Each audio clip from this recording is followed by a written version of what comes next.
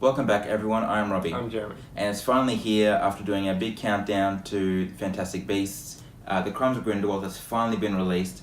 2 years of waiting, and we finally get not all the answers, but we get a continuation. Was the film as fantastic as we wanted it to be? Here are our thoughts.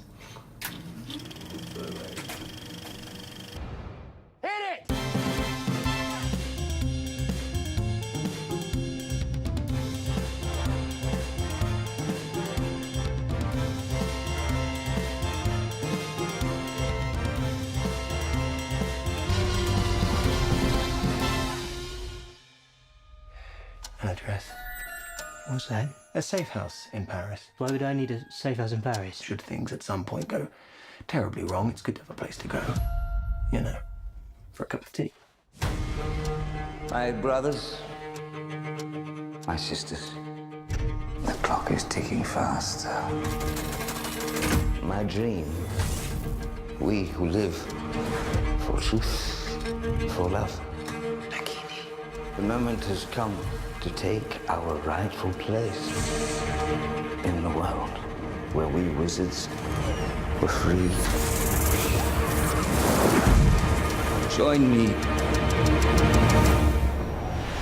or die. Fantastic Beasts: The Crimes of Grindelwald was directed by David Yates for this is his sixth Wizarding World film now. And we have Eddie Redmayne, Catherine Waterston, Alison Sudol, and Dan Fogler all returning, as well as Ezra Miller. And they're joined by Jude Law and Johnny Depp as Grindelwald himself. Yes.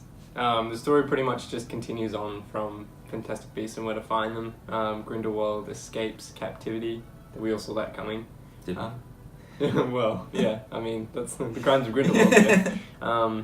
And then the story kind of goes down a few paths, but I guess the main path is the hunt for Grindelwald and bringing him to justice. Yeah. I kind of see this as like two simultaneous stories. You kind of have the whole Dumbledore trying to recruit Newt to go after Grindelwald, as well as Credence trying to finally work out who he really is. Credence really has a pivotal role in this movie. But he's sort of having an existential crisis, Yeah. so to speak. But he's really trying to figure out who he is. Yeah. Like his whole arc in the story is him figuring out who he is. And it's kind of those two stories that kind of like work side by side, along with like a number of other little threads that kind of like move around those stories. Yes, kind of. It's quite a complex screenplay, really, when you break it down. Yeah, and then you've got the whole Jacob and Queenie relationship, which sort of breaks apart and fixes itself throughout the story.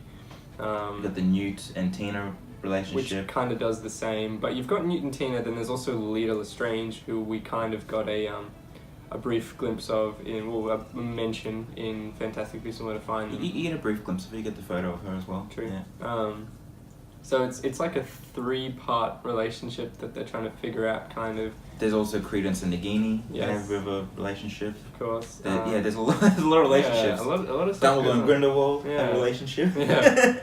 And then you've got Theseus and Lita as well, who are engaged. Yeah. So that's another one. I kind of felt that was too much. I think they, especially with Jacob and Queenie, I reckon they could have backed off a little bit on the relationship building. I feel like there was too much, although I understand that it's kind of important to the role, especially knowing like what happens in the final act and how everything comes into play. But this story, it literally just felt like a fill-in. Like although there were a lot of awesome scenes, like the original, like the first scene, the breakout of Grindelwald's. That's one of my favorite scenes in the Wizarding World. It was very cool. It's It fantastic. was awesome. Johnny Depp, I think, did really well despite his criticism. Absolutely crushed it. He was the standout for me in the film.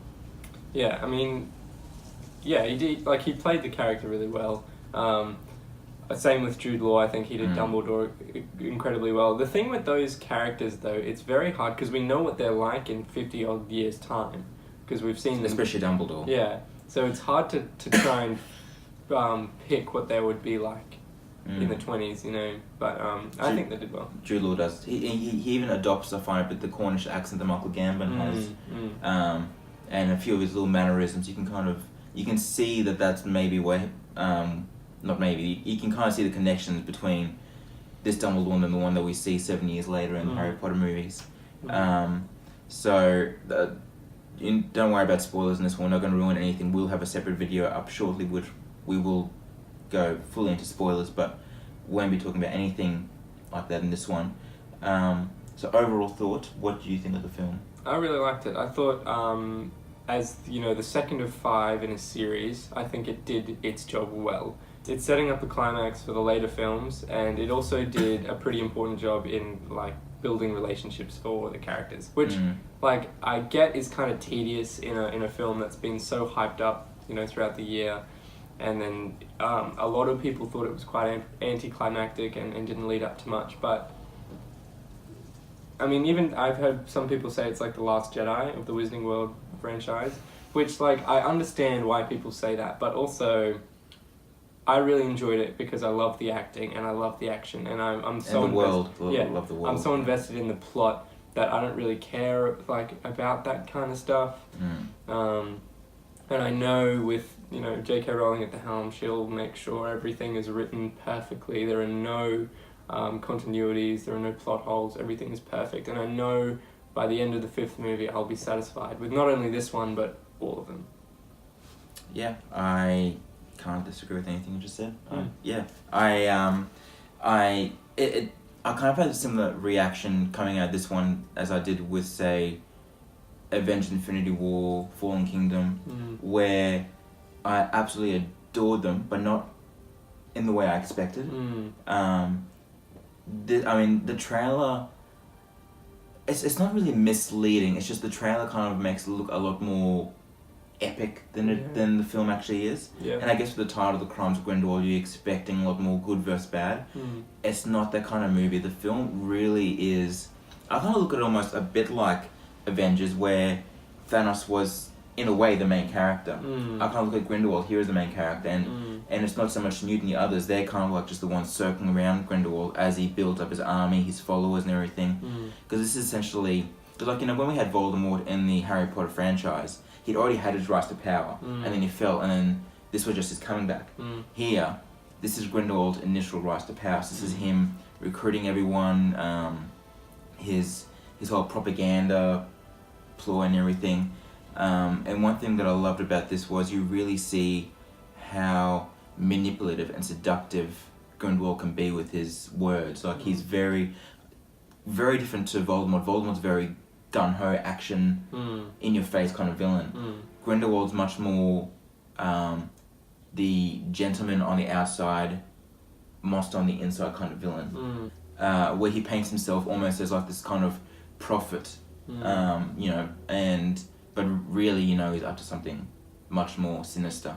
And I love those scenes, just seeing him just manipulate people, and that amazing scene that you see in the trailer when he's addressing the entire auditorium is the best scene in the film for me, because there's no action really, it's just purely dialogue and just seeing him just work his magic, his tentacles around all these people, and it's almost, you can kind of see the similarities between that J.K. Rowling, I'm sure, is drawing between Grindelwald and, say, Hitler. A lot of propaganda, a lot of just brainwashing and stuff like that, and I love that whole aspect of the film. And one thing I did love about this film as well, which is the same reason I love Half-Blood Prince, is that it's a slow burn film, and it's much more a drama, laying out all the characters and developing all the backstory before you get into what I'm sure will be the big action coming forward, going forwards. Even the look of the film kind of echoes Half-Blood Prince, the kind of like desaturated, drained look, which I loved. You feel the desperation and the impending doom of war about to break out, and everyone's just so on edge, which I absolutely loved. Yeah, I totally agree with you. And I also agree with what you were saying about Grindelwald and his manipulative power, especially with that sort of rally speech he had in the auditorium. But he also doesn't claim to be all powerful. I mean, just yet anyway. Like, he's quite humble in that sense, which is, I think, part of the reason, or the reason why he's able to gather so many followers. Yeah. He also claims that he doesn't hate Muggles. Like, I mean, that's Grindelwald's whole persona, as he wants to rid Muggle. Yeah, rid the world of Muggles. Yeah, but he also, like, there's a scene where he explains he doesn't like hate them. He just he thinks they have a purpose, and he just wants to get rid of some of them, or he's deranged, logic. But it's still so deranged in that sense that it's like this guy is crazy almost, but he's like cool and humble about it. Yeah, and Johnny Depp, he's such a theatrical actor. His way with words is really, really well played out with this. You don't have the crazy, over-the-top Johnny Depp like we've had a lot recently with Jack Sparrow and all those other movies. This is very restrained, kind of like he doesn't really move that much. It's all with his looks and his demeanor on screen, and he's got an incredible presence when he's on screen, and just the way he speaks his words is very, very dramatic. Moving away from that, because we'll talk more about that in spoiler review before we wrap up. It was fantastic seeing Hogwarts again. It was. Okay, actually talking about that, I think they could have done the Hogwarts intro a little bit differently. I would have preferred it if it was later in the film, for starters. I don't think we were ready for that just as quickly as it was. And I also would have liked a nicer intro. So instead of the whole, like, it was almost like the intro scene was like the drums and the music starting, and then it's just you're over the hill and there's Hogwarts. I would have liked a longer build-up, like you're going through the mountains and the valleys, and you got the drums. Maybe there's like owls flying by or something, and then it's a slow rise over the mountains, and then in the distance is Hogwarts, and then it's like pans in and zooms, and the music gets louder. I don't know. I feel like they could have put more effort into it. Having said that, I thought the scene was incredible, and I really liked it. And I love how it hasn't changed at all. Yeah. Since the at least since the third one. It just looks a bit less dirty and newer. Yeah. It hasn't had 70 years worth of wear and tear. Or dragons ripping its tails off. Yeah, Harry just destroying all the walls. Yeah. Anyway, there's plenty more that we can talk about, but these were just our general thoughts. Check out our spoiler review once you've seen the film, which will be up very, very shortly. We'll definitely go into more detail and everything there. But, so, star rating, what are you giving this one? 4.5. 4.5? Ooh. 5 stars. Wow, okay. 5 stars. The time's coming when you're gonna have to pick a side. No, I don't do sides. What are you gonna do? I think it's something. You never met a monster you couldn't love. Let's take him.